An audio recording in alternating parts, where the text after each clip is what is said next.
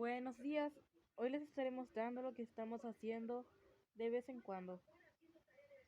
Bueno, más que buenos días, son buenas noches, porque aquí en Paraguay es de noche. Son como las 5 de la tarde. Ya lo habrán visto al inicio del video y estamos haciendo una fogata de interior. Y si se preguntan qué está cocinando mi mamá, está cocinando chipa caburé. Y si no son paraguayos o no saben lo que es, tranquilos, yo se los contaré. La chipa caburé es una chipa que se hace de la misma masa, pero enrollada en un palo. Luego luego se tiene que cocinar a fuego.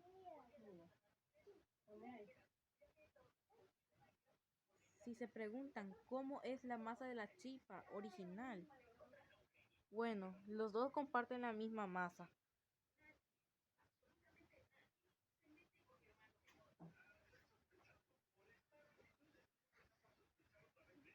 Así es. La chipa es una comida tradicional del Paraguay. Aparte de tradicional, es demasiado deliciosa. Una vez que la pruebas, la quieres como desayuno todo el tiempo.